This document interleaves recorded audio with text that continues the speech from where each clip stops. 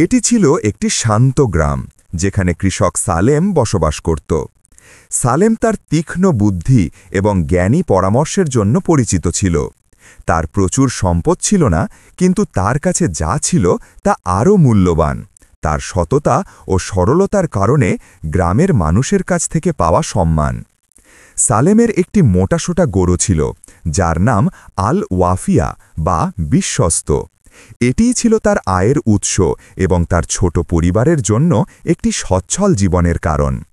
অন্যদিকে ছিল বদরান নামক এক ধনী ব্যক্তি, যার ছিল বিশাল জমি আর অগাধ সম্পত্তি। কিন্তু সে ছিল লোভ আর লালসার জন্য কুখ্যাত। সে সবসময় মনে করত যে গরিবদের কিছুই পাওয়ার অধিকার নেই এবং তাদের যা কিছু আছে তার সবই তার হাতে থাকা উচিত। এক রাতে সালেম ঘুম থেকে উঠে দেখল তার গোয়ালঘর থেকে আল ওয়াফিয়া নিখোঁজ। কৃষকটি আতঙ্কিত হয়ে সব জায়গায় খুঁজতে লাগল, কিন্তু কোনো লাভ হল না। গরুটি যেন মাটি ভেদ করে হারিয়ে গিয়েছিল, তার কোনো চিহ্ন ছিল না। খুব বেশি সময় কাটেনি, গ্রামের মানুষ শুনতে পেল যে বদরান হঠাৎ একটি নতুন গরু পেয়েছে, যা আল ওয়াফিয়ার মতোই দেখতে। সালেমের মনে রাগ দানা বাঁধল, কিন্তু সে ছিল একজন জ্ঞানী মানুষ যে হুট করে অভিযোগ করে না। সে বিনয়ের সাথে বদরানের বাড়িতে গেল এবং জিজ্ঞেস করল, ও বদরান, শুনলাম তুমি নাকি একটি নতুন গরু পেয়েছ, আমি কি সেটি দেখতে পারি? বদরান বিদ্রূপের হাসি হেসে বলল, অবশ্যই, কিন্তু তোমার এত আগ্রহ কেন? তুমি কি দেখতে চাও আসল গরু দেখতে কেমন হয়? সালেম যখন গরুটি দেখল তখন তার কোনো সন্দেহ রইল না। সেটি ছিল আল ওয়াফিয়া, কোনো রকম সন্দেহ ছাড়াই। গরুটি তার দিকে এগিয়ে আসছিল, কিন্তু বলপূর্বক টেনে নিয়ে যাওয়ার ভয়ে যেন এক পা পিছিয়ে গেল। সালেম বদরানের দিকে ফিরে দৃঢ়ভাবে বলল, এটি আমার গরু এবং তুমি তা জানো।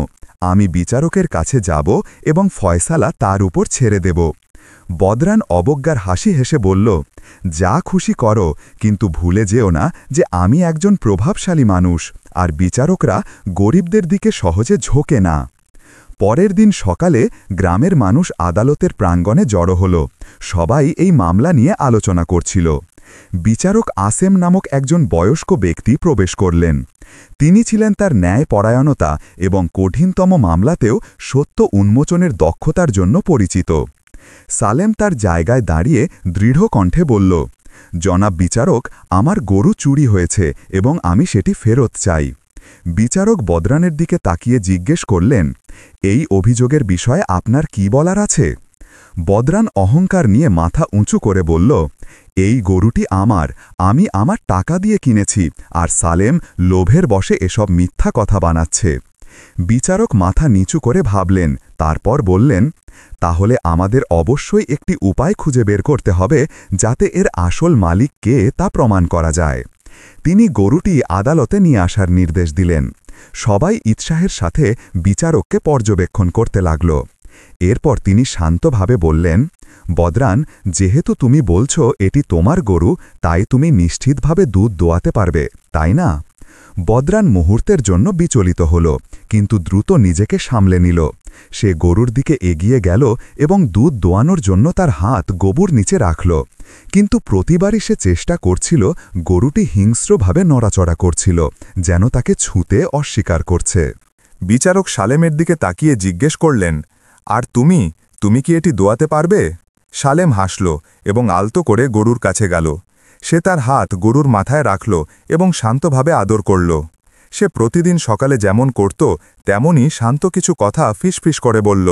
মুহূর্তের মধ্যে গরুটি শান্ত হয়ে গেল। সে সালেমকে সহজেই দুধ দোয়ানোর সুযোগ দিল, আর সবার সামনে প্রচুর পরিমাণে দুধ ঝরতে লাগল। উপস্থিত সবাই চুপ হয়ে গেল। তারপর ফিসফিসানি শুরু হল, যা অদম্য হাসিতে পরিণত হল। সবার কাছেই এটা পরিষ্কার ছিল যে গরুর আসল মালিক কে। বিচারক বদরানের দিকে ফিরে জিজ্ঞেস করলেন, আপনার কি কিছু বলার আছে? কিন্তু বদরানের মুখ ফ্যাকাশে হয়ে গিয়েছিল। সে বুঝতে পেরেছিল যে সে শুধু মামলাই হারায়নি, বরং মানুষের শ্রদ্ধাও হারিয়েছে। সে রাগের ভান করার চেষ্টা করল, কিন্তু নিজের পক্ষ সমর্থনের জন্য কোনো শব্দ খুঁজে পেল না। বিচারক হাসলেন এবং বললেন, সত্য স্পষ্ট, গরু কি সালেমের, আর তুমি বদরান তোমার এই কাজের জন্য দায়ী থাকবে। ভিড়ের মধ্য থেকে হর্ষধ্বনি উঠল এবং একজন চিৎকার করে বলল, ন্যায় জয়ী হয়েছে। কিন্তু বিচারক তার রায় শেষ করেননি। তিনি বদরানের দিকে তাকিয়ে বললেন, তুমি যা করেছ তা কেবল চুরি নয়, বরং তোমার প্রভাবের সুস্পষ্ট অপব্যবহার এবং গরিবদের ওপর অবিচার। তোমার শাস্তি কেবল গরুটি ফিরিয়ে দেওয়াই হবে না। হাসি থেমে গেল এবং নতুন করে নীরবতা নেমে এলো। এরপর কি ঘটবে তা দেখার জন্য সবাই অপেক্ষা করতে লাগল। বিচারক আসেম সালেমের কাছে গরুটি ফিরিয়ে দেওয়ার চূড়ান্ত রায় দেওয়ার পর বদরান কয়েক মুহূর্তের জন্য দাঁড়িয়ে থাকল। গ্রামের মানুষের সামনে তার এই অপমান হজম করার চেষ্টা করছিল। এটি কেবল একটি রায় ছিল না, বরং তার খ্যাতি এবং সমাজে তার কর্তৃত্বের ওপর একটি আঘাত ছিল। তার মতো একজন ধনী ব্যক্তি কিভাবে একজন সাধারণ কৃষকের কাছে সবার সামনে লজ্জিত হতে পারে? এটি কেবল একটি গরু হারানোর বিষয় ছিল না, বরং তার প্রভাবের প্রতি একটি হুমকি এবং সে বছরের পর বছর ধরে যত্ন করে তৈরি করা শক্তির পতন ছিল। সালেম আদালত থেকে তার বিশ্বস্ত গরু আল ওয়াফিয়াকে নিয়ে বেরিয়ে এলো এবং গ্রামের কিছু লোক তাকে তার অধিকার ফিরে পাওয়ায় অভিনন্দন জানাচ্ছিল। কিন্তু তার বাহ্যিক আনন্দ সত্ত্বেও তার ভেতরে এক ধরনের অস্বস্তি ছিল। সে জানত যে বদরান এই ঘটনা ভুলবে না এবং এত সহজে হার মেনে নেবে না। সালেম একজন বুদ্ধিমান মানুষ ছিল। সে বুঝতে পেরেছিল যখন শত্রু সবার সামনে হেরে যায় তখন সে আত্মসমর্পণ করে না, বরং প্রতিশোধের অন্য পথ খোঁজে। আর সেই প্রতিশোধ কখনো কখনো অপরাধের চেয়েও বেশি মারাত্মক হয়। তার বিলাসবহুল প্রাসাদে বদরান তার বিশাল চেয়ারে বসে রাগে দাঁত কিরমির করছিল। তার চারপাশে তার কিছু অনুচর, ধনী ব্যবসায়ী এবং কৃষক যারা তার ক্ষমতার সুবিধা নিত, তারা জড়ো হয়েছিল। পরিবেশ ছিল ভারী এবং নীরবতা বিরাজ করছিল, যতক্ষণ না বদরানের কণ্ঠস্বর এটিকে ভেঙে দিল। এই অপমান ক্ষমার অযোগ্য। ওই ঘৃণ্য কৃষক আমার সম্মান নষ্ট করেছে। আমরা যদি দ্রুত কিছু না করি তবে বাকি গ্রামবাসীরা ভাববে যে তারাও আমাদের বিরুদ্ধে দাঁড়াতে পারে। তার একজন লোক দ্বিধাগ্রস্তভাবে তাকে জিজ্ঞেস করল, কিন্তু জনাব, বিচারক তার রায়ে স্পষ্ট ছিলেন, আমরা প্রকাশ্যে সালেমের বিরুদ্ধে যেতে পারি না। বদরান লোকটির কণ্ঠস্বরের দুর্বলতা পছন্দ করল না, কিন্তু সে তার বিরক্তি প্রকাশ করল না। সে শুধু একটি শয়তানি হাসি হেসে বলল, আমার প্রকাশ্য সংঘাতের প্রয়োজন নেই। আমার এমন একটি পরিকল্পনার দরকার যা সবাইকে তার সততা নিয়ে প্রশ্ন তুলতে বাধ্য করবে। যদি আমি তার খ্যাতি নষ্ট করতে পারি তবে মানুষের তার বিরুদ্ধে কোনো প্রমাণ লাগবে না, বরং তারা নিজেরাই তার পেছনে লাগবে। পরের রাতে গ্রামবাসীরা গ্রামে অদ্ভুত ঘটনা লক্ষ্য করতে শুরু করল। গুদামে চুরির ঘটনা ঘটল এবং রাতের আধারে ফসল নষ্ট হয়ে গেল। এই ঘটনাগুলো এলোমেলো ছিল না, মনে হচ্ছিল একজন চতুর এবং সংগঠিত ব্যক্তি এই কাজগুলো করছিল। এবং শীঘ্রই গ্রামবাসীদের ফিসফিসানিতে একটি নাম ভেসে উঠল, সালেম। এটা কোনো কাকতালীয় ঘটনা ছিল না। বদরানের একজন লোক বাজারে উদ্দেশ্যমূলকভাবে শান্ত স্বরে কথা বলছিল, যেন সে কোনো খারাপ খবর ছড়াতে চায় না। আমি বিশ্বাস করতে চাই না, কিন্তু তারা বলছে সালেম পাল্টে গেছে। হয়তো টাকা তাকে প্রলুব্ধ করেছে, অথবা বদরানের বিরুদ্ধে জেতার পর সে শক্তিশালী বোধ করছে। তোমরা কি লক্ষ্য করনি যে সে এখন রাতে ঘোরাফেরা করে? এখানে একটি কথা, সেখানে একটি চাহনি, আর সন্দেহ ছড়াতে শুরু করল। মানুষ নিজেরাই গল্প বুনতে শুরু করল। এক রাতে সালেম তার বাড়ির সামনে বসে গত কয়েক দিনের কথা ভাবছিল, যখন সে তার দরজায় জোরে আঘাতের শব্দ শুনতে পেল। দরজা খুলে সে দেখল একদল ক্রুদ্ধ গ্রামবাসী দাঁড়িয়ে আছে, যাদের নেতৃত্ব দিচ্ছে সাবার, একজন প্রবীণ কৃষক। সাবার রাগের সাথে বলল, সালেম, আমরা জানি তুমি একজন ভালো মানুষ, কিন্তু যা ঘটছে তা আমরা উপেক্ষা করতে পারি না। তোমার গরু ফিরে পাওয়ার পর থেকে গ্রামে নিয়মিত চুরি হচ্ছে, আর কেউ কেউ বলছে তুমি এর সাথে জড়িত। সালেমের চোখ আশ্চর্যে বড় হয়ে গেল। তোমরা কিভাবে আমার মিথ্যা বিশ্বাস করতে পারো? আমি সারা জীবন এই গ্রামেই কাটিয়েছি, আর আমি কাউকে বিশ্বাসঘাতকতা করিনি। অন্য একজন লোক হস্তক্ষেপ করল, আমরা তোমাকে দোষ দিচ্ছি না, কিন্তু কেউ কেউ তোমাকে চুরি যাওয়া গোদামগুলোর কাছে রাতে ঘোরাফেরা করতে দেখেছে। আমাদের জবাব দরকার। সালেম বুঝতে পারল যে তার বিরুদ্ধে একটি ষড়যন্ত্র চলছে, কিন্তু তার কাছে এর কোনো প্রমাণ ছিল না। সে জানত যে বদরানি এই সবকিছুর মাথা, কিন্তু তা প্রমাণ করা ছিল অন্য ব্যাপার। সে গ্রামবাসীদের দিকে ফিরে বলল, তোমরা আমাকে বছরের পর বছর ধরে চেনো। তোমরা কি বিশ্বাস করো যে আমি হঠাৎ চোর হয়ে গেছি? আর আমি কি চুরি করব জেনেও যে আমি নজরদারিতে আছি? কিন্তু সন্দেহ তাদের হৃদয়ে বপন করা হয়েছিল, এবং যখন মানুষ ভয় পায় তখন তারা যে কোনো কিছু বিশ্বাস করে। সালেমের আর কোনো উপায় ছিল না, সে আবারও বিচারক আশেমের কাছে গেল। যখন সে আদালতে প্রবেশ করল, দেখল বিচারক তার যথারীতি মর্যাদার সাথে বসে আছেন, কিন্তু এবার পরিবেশ উত্তেজনায় ভরপুর। তার পাশে বদরান দাঁড়িয়েছিল, তার মুখে একটি শয়তানি হাসি। বিচারক বললেন, সালেম, আমরা সাম্প্রতিক ঘটনাগুলো শুনেছি। কেউ কেউ দাবি করছে যে তুমি রাতে চুরির স্থানগুলোর কাছে ঘোরাফেরা করছিলে। তোমার কি কিছু বলার আছে? সালেম গভীর নিঃশ্বাস নিয়ে আত্মবিশ্বাসের সাথে বলল, জনাব বিচারক, আমি একজন সাধারণ মানুষ। আমার শুধু এই গরুটি এবং একটি ছোট জমি আছে। আমি কেন চুরি করব, আর আমি চুরি করা জিনিস কার কাছে বিক্রি করব? বদরান কৃত্রিম দুঃখের সাথে হস্তক্ষেপ করল, বিচারক, আমরা জানি সালেম একজন সম্মানিত মানুষ ছিল, কিন্তু সম্ভবত দারিদ্র্য তাকে ভুল পথে ঠেলে দিয়েছে। আমরা প্রমাণ ছাড়া তাকে দোষ দিচ্ছি না, কিন্তু তাকে দেখতে পাওয়া গেছে এমন সাক্ষী আছে। বিচারক তার ভ্রু কুঁচকে জিজ্ঞেস করলেন, কারা সেই সাক্ষী? বদরান পিছনের দিকে দাঁড়ানো দুজন লোককে দেখালো এবং বলল, এই দুজন লোক তাকে রাতে চুপি চুপি যেতে দেখেছে। লোক দুজন এগিয়ে এসে গল্পটি নিশ্চিত করল। কিন্তু সালেম বোকা ছিল না, সে তাদের কণ্ঠে দ্বিধা লক্ষ্য করল, যেন তারা গল্পটি মুখস্থ করেছে। এটিই ছিল তার সুযোগ। সালেম হাসল এবং বলল, জনাব বিচারক, আমি কি সাক্ষীদের একটি প্রশ্ন করতে পারি? বিচারক মাথা নেড়ে সম্মতি দিলেন। সালেম তাদের দিকে ফিরে জিজ্ঞেস করল, তোমরা বললে যে তোমরা আমাকে রাতে চুরি যাওয়া গোদামগুলোর কাছে দেখেছিলে, তাই না? তাদের একজন উত্তর দিল, হ্যাঁ, আমরা চাঁদের আলোতে তোমাকে স্পষ্ট দেখেছি। সালেম হাসল এবং বলল, খুবই অদ্ভুত, কারণ গত রাতে চাঁদ ওঠেনি, চারিদিকে ঘোর অন্ধকার ছিল। তোমরা আমাকে কিভাবে দেখতে পেলে? চারিদিকে নীরবতা নেমে এলো। সাক্ষী দুজন অস্বস্তিতে একে অপরের দিকে তাকালো এবং মানুষজন ফিসফিস করতে শুরু করল। বিচারক বুঝতে পারলেন যে এর পেছনে একটি কৌশল আছে, তাই তিনি কঠোরভাবে বদরানের দিকে ফিরে জিজ্ঞেস করলেন, এর ব্যাখ্যা কি? বদরান নিজেকে সামলানোর চেষ্টা করল, কিন্তু তার পরিকল্পনা ভেস্তে যাচ্ছে বুঝতে পারল। অবশেষে বিচারক দৃঢ় কণ্ঠে বললেন, মনে হচ্ছে কেউ মিথ্যাভাবে সালেমকে দোষী করার চেষ্টা করেছে, কিন্তু আমি ন্যায়কে হারিয়ে যেতে দেব না। আমি আসল অপরাধীদের খুঁজে বের করার জন্য একটি ব্যাপক তদন্ত শুরু করব। এটি ছিল একটি স্পষ্ট ঘোষণা যে বদরান এবার এত সহজে পার পাবে না। সালেম যখন আদালত থেকে বের হল, সে জানত যে যুদ্ধ কেবল শুরু হয়েছে, শেষ হয়নি। আদালতের প্রাঙ্গণে নীরবতা নেমে এসেছিল যখন বিচারক আশেম বদরানের সত্যিকারের রূপ উন্মোচন করেছিলেন। সবাই দেখছিল কি হয়, আর বদরান সালেমের বুদ্ধির কাছে ধরা পড়ার পরও নিজেকে সামলানোর চেষ্টা করছিল। কিন্তু কেউ জানত না যে বদরান এত সহজে হার মানার মানুষ ছিল না। সে তার মান সম্মান গ্রামের সাধারণ কৃষকদের সামনে ধুলোয় মিশে যেতে দেবে না প্রতিশোধ না নিয়ে। সে আরও নিষ্ঠুর বুদ্ধির সাথে পাল্টা আঘাত করবে। সালেম মাথা উঁচু করে আদালত থেকে বেরিয়ে এলো। আল ওয়াফিয়া গরুটি তার পিছনে হাঁটছিল, যেন সে বুঝতে পেরেছে যে সে তার আসল মালিকের কাছে ফিরে এসেছে। গ্রামের মানুষ তার জয়ে আনন্দ করছিল, কিন্তু তার সুস্পষ্ট আনন্দ সত্ত্বেও সালেম বুঝতে পারছিল যে বদরান এই অপমান সহজে ভুলবে না, আর প্রতিশোধ অনিবার্য। সেই রাতে যখন গ্রাম শান্ত, বদরান তার বিলাসিত প্রাসাদে বসেছিল। তার চারিপাশে তার অনুচরেরা জড়ো হয়েছিল, যারা তার আদেশ দ্বিধা ছাড়াই পালন করতে প্রস্তুত ছিল। তার চোখে আগুন জ্বলছিল, কিন্তু সে এমন মানুষ ছিল না যে সহজেই মেজাজ হারায়। সে শিকারের ওপর ঝাঁপিয়ে পড়ার আগে অপেক্ষা করা এক শিয়ালের মতো ছিল। ওই ঘৃণ্য কৃষক আমাকে সবার সামনে ফাঁদে ফেলেছে, বদরান এমন শান্ত কণ্ঠে বলল, যা ঘৃণায় পূর্ণ ছিল। সে আমাকে বোকা বানিয়েছে, কিন্তু আমি তাকে এত সহজে পার পেতে দেব না। তার একজন লোক সাবধানে জিজ্ঞেস করল, আপনি কি করতে চান জনাব? বদরানের মুখে একটি ঠান্ডা হাসি ফুটে উঠল।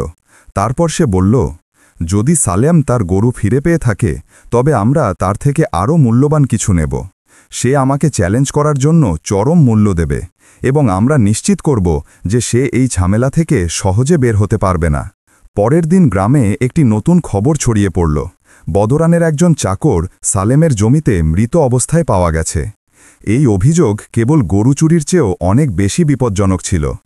এর অর্থ ছিল যে সালেম একটি খুনের জন্য অভিযুক্ত হবে, এবং যদি সে তার নির্দোষতা প্রমাণ করতে না পারে, তবে তাকে মারাত্মক শাস্তির মুখোমুখি হতে হবে। খুব বেশি সময় লাগেনি। গভর্নরের সৈন্যরা সালেমের বাড়িতে আক্রমণ করল এবং গ্রামের হতবাক মানুষের চোখের সামনে তাকে শৃঙ্খলিত করল। সে কথা বলার চেষ্টা করল, নিজেকে বাঁচানোর চেষ্টা করল, কিন্তু তারা শোনার জন্য আসেনি। তারা কেবল তাকে সরাসরি জেলে নিয়ে যেতে এসেছিল। আদালতে সালেম আবারও বিচারক আসেমের সামনে দাঁড়াল, কিন্তু এবার সে আগের মতো শক্তিশালী অবস্থানে ছিল না। বিচারক তাকে মনোযোগ সহকারে দেখলেন, তারপর বললেন, সালেম, তুমি বদরানের একজন লোককে হত্যা করার অভিযোগে অভিযুক্ত। তোমার কি বলার আছে? সালেম তার হাতে থাকা শৃঙ্খল সত্ত্বেও মাথা উঁচু করে আত্মবিশ্বাসের সাথে বলল, আমি কাউকে হত্যা করিনি, এটা একটা ষড়যন্ত্র। আদালত কক্ষের এক কোণে দাঁড়িয়ে থাকা বদরান কর্কশ হাসি হেসে মিথ্যা আবেগে বলল, তাহলে আমার চাকর তোমার জমিতে মৃত অবস্থায় পাওয়া গেল? এটা কি যথেষ্ট প্রমাণ নয়? দৃশ্যটি যত্ন সহকারে সাজানো ছিল। সালেমের জমিতে একটি মৃতদেহ, তার পক্ষে কোনো সাক্ষী নেই এবং সবাই জানে যে বদরান প্রতিশোধ নিতে চায়, কিন্তু আসল প্রমাণ অনুপস্থিত ছিল। বিচারক এক মুহূর্তের জন্য বসলেন, তারপর বললেন, আমরা আগের মতোই সত্য খুঁজে বের করব। আমি চাই না কোনো নির্দোষ ব্যক্তি ক্ষতিগ্রস্ত হোক, তবে আমি প্রমাণ উপেক্ষা করতে পারি না। তাই আমরা আবার তদন্ত করব, আর তুমি যেমন বলছো, যদি তুমি নির্দোষ হও তবে তা প্রকাশ পাবে। কিন্তু বদরান তার পরিকল্পনা খুব ভালোভাবে প্রস্তুত করেছিল। পরের রাতে তার লোকেরা সালেমের জেলে প্রবেশ করল এবং উদ্দেশ্যমূলকভাবে বিশৃঙ্খলা সৃষ্টি করল, যা তাকে পলায়ন করার সুযোগ দেওয়ার জন্য ছিল। তারা তার কানে ফিসফিস করে বলল, পালাও, এটাই তোমার একমাত্র সুযোগ, না হলে কাল সূর্যোদয়ের সাথে তোমার ফাঁসি হবে। কিন্তু সালেম এমন মানুষ ছিল না যে সহজে বোকা বনে যায়। সে জানত যে পালিয়ে গেলে তাকে আরও দোষী মনে হবে। তীব্র বুদ্ধির সাথে সে পরিস্থিতিকে কাজে লাগিয়ে জোরে চিৎকার করল, এ কি হচ্ছে? তোমরা কি আমাকে পালাতে সাহায্য করার চেষ্টা করছো? হে রক্ষীরা, এই লোকগুলো বদরানের চর। রক্ষীরা দ্রুত ছুটে এলো এবং তাকে প্রলুব্ধ করার চেষ্টা করা লোকগুলোকে ধরে ফেলল। কিন্তু সালেম এতেই সন্তুষ্ট হল না। সে জানত যে পাশা উল্টে দেওয়ার সময় এসেছে। যখন সে আদালতে ফিরে এলো, তখন তার হাতে ছিল তার নিজস্ব পরিকল্পনা। সে বিচারকের দিকে ফিরে বলল, জনাব বিচারক, আমি আপনাকে অনুরোধ করছি যেন আপনি আপনার লোকদের বদরানের বাড়িতে পাঠান এবং এই খুনটি আমার বিরুদ্ধে ষড়যন্ত্র করার কোনো প্রমাণ আছে কিনা তা খুঁজে দেখতে বলেন। বদরান আত্মবিশ্বাসের সাথে হেসে উঠল, ওহ, তুমি কি আবার গল্প শুরু করবে? আমার বাড়িতে কেউ কিছু লুকায়নি, তবে তোমরা যা খুশি অনুসন্ধান করতে পারো। কিন্তু বদরান যা জানত না তা হলো সালেম রাতে তার একজন বন্ধুকে বদরানের লোকদের কথা শুনতে পাঠিয়েছিল এবং সে শুনেছিল যে তারা কিভাবে সেই চাকরটিকে সালেমের জমিতে ফাঁদে ফেলে হত্যা করেছিল যাতে কৃষককে ফাঁসানো যায়। কিন্তু যখন বিচারকের লোকেরা বদরানের বাড়িতে গেল, তারা এমন একটি প্রমাণ খুঁজে পেল যা কেউ আশা করেনি। বদরানের একজন লোক ভুল করে একটি চিঠি ফেলে গিয়েছিল, যাতে সালেমকে ফাঁদে ফেলার স্পষ্ট নির্দেশ ছিল। যখন চিঠিটি আদালতে উপস্থাপন করা হলো, তখন সবার দৃষ্টি বদরানের দিকে ঘুরে গেল, যে বুঝতে পারল যে সে আবারও হেরে গেছে। কিন্তু এবার সে সহজে পালাতে পারবে না। বিচারক আসেম উঠে দাঁড়িয়ে দৃঢ় কণ্ঠে বললেন, বদরান, তুমি আগুন নিয়ে খেলার চেষ্টা করেছ, কিন্তু আগুন উল্টো তোমাকে গ্রাস করেছে। তুমি একজন নির্দোষ ব্যক্তিকে অভিযুক্ত করার জন্য তোমার প্রভাব ব্যবহার করেছ, আর এটি এমন একটি অপরাধ যা ক্ষমা করা যায় না। তারপর তিনি সৈন্যদের দিকে তাকালেন এবং আদেশ দিলেন, বদরানকে গ্রেফতার করো, তার খেলা শেষ। বদরানকে গ্রামের মানুষের বিস্ময়ের মধ্যে গ্রেফতার করা হলো। যে ব্যক্তি সবকিছু নিয়ন্ত্রণ করত, যে টাকা দিয়ে আত্মা কিনত এবং ভাবত যে তাকে কেউ ছুঁতে পারবে না, সে এখন একজন সাধারণ চোরের মতো হাতকড়া পোড়া অবস্থায় দেখতে পেল নিজেকে। কিন্তু তাকে যখন জেলে নিয়ে যাওয়া হচ্ছিল, তখনও তার মুখ থেকে সেই বিদ্রূপের হাসি মুছে যায়নি। সবাই ভাবল এটাই শেষ, কিন্তু সালেম তার সহজাত জ্ঞান দিয়ে বুঝতে পারছিল যে কিছু একটা ঠিক নেই। তার সেলে বসে বদরান রহস্যময় আত্মবিশ্বাস নিয়েছিল। সে জানত যে অর্থ এবং প্রভাব যে কোনো মুহূর্তে পাশা উল্টে দিতে পারে, এবং সত্যি মাত্র একদিন পরেই ঘটনা অন্যদিকে মোড় নিতে শুরু করল। বিচারক আসেমকে তাড়াতাড়ি তলব করা হলো, কারণ কিছু নতুন প্রমাণ উপস্থাপন করা হয়েছিল যা দাবি করছিল যে বদরানকে একটি ষড়যন্ত্রের শিকার বানানো হয়েছে। হঠাৎ দলিলপত্র হাজির হল, সাক্ষীরা তাদের বিবৃতি প্রত্যাহার করল, এবং সবচেয়ে খারাপ বিষয়, বিচারকের নিজের একজন লোককেও ঘুষ দেওয়া হয়েছিল, যা মামলাটিকে আবারও জটিল করে তুলল। সালেম যে ভেবেছিল ন্যায় জয়ী হয়েছে, হঠাৎ নিজেকে একটি বিপজ্জনক পরিস্থিতিতে দেখল। সে জানত যে বদরানের প্রভাব অনেক বিস্তৃত, কিন্তু তার হাত বিচার পর্যন্ত এত দ্রুত পৌঁছাবে, এর অর্থ হল যুদ্ধ এখনও শেষ হয়নি। সালেম বিচারক আসেমের সাথে একটি গোপন বৈঠকে বসল এবং তাকে বলল, জনাব, বদরান এমন মানুষ নয় যে ভেঙে পড়বে। আমার আগেই অনুমান করা উচিত ছিল যে সে আবার পাশা উল্টানোর চেষ্টা করবে। বিচারক মাথা নেড়ে সম্মতি জানালেন এবং বললেন, হ্যাঁ, কিন্তু আমাদের আরও শক্তিশালী প্রমাণের দরকার। যদি আমরা অখণ্ড কোনো প্রমাণ না পাই তবে এবার বদরান বেরিয়ে যেতে পারে। সালেম কিছুক্ষণ ভাবল, তারপর আত্মবিশ্বাসের সাথে বলল, তাকে সম্পূর্ণভাবে উন্মোচিত করার একটাই পথ আছে। আমাদের তাকে নিজের মুখেই স্বীকার করাতে হবে। এবং এখানেই গল্পের সবচেয়ে চতুর পরিকল্পনা শুরু হল। পরের দিন সন্ধ্যায় বদরানকে আবারও আদালতে নিয়ে আসা হলো।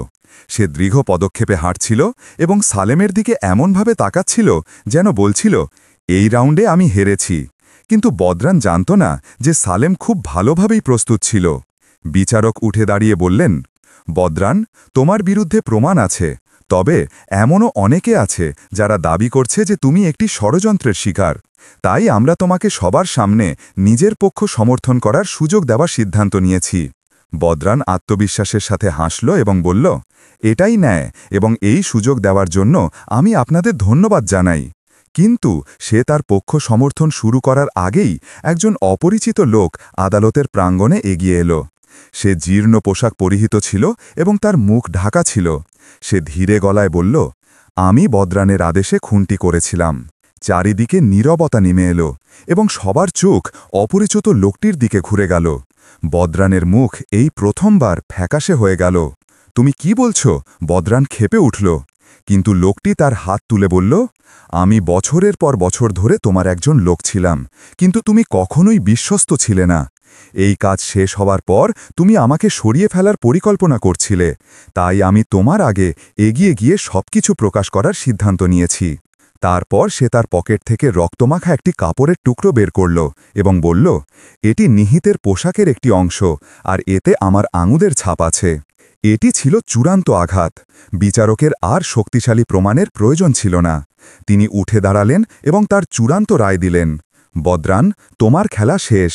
তোমাকে এই গ্রাম থেকে নির্বাসিত করা হবে, তোমার সমস্ত সম্পত্তি বাজেয়াপ্ত করা হবে এবং তুমি আর কখনো ফিরে আসবে না।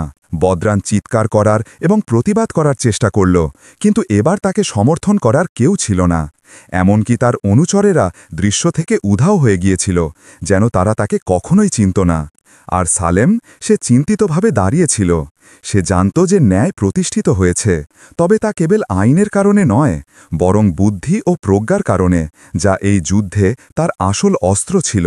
যখন বদরান আদালতের কক্ষ ত্যাগ করছিল, সে জানত যে এটি কেবল একটি পরাজয় ছিল না, বরং এটি ছিল তার আসল শেষ। গল্পটি শেষ হল, কিন্তু সালেমের প্রজ্ঞা গ্রামের স্মৃতিতে চিরতরে খোদাই হয়ে রইল।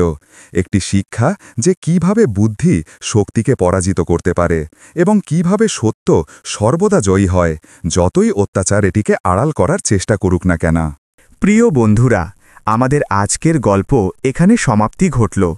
এই গল্পটি যদি আপনাদের ভালো লেগে থাকে এবং ভিডিওটি থেকে উপকৃত হয়ে থাকেন, তাহলে ভিডিওটিতে একটি লাইক এবং চ্যানেলটিকে সাবস্ক্রাইব করে কমেন্টে আপনাদের মতামত জানিয়ে দিন, যেন আমরা পরবর্তীতে আরও এই রকম সুন্দর সুন্দর ইসলামিক গল্প আপনাদের সামনে আনতে পারি।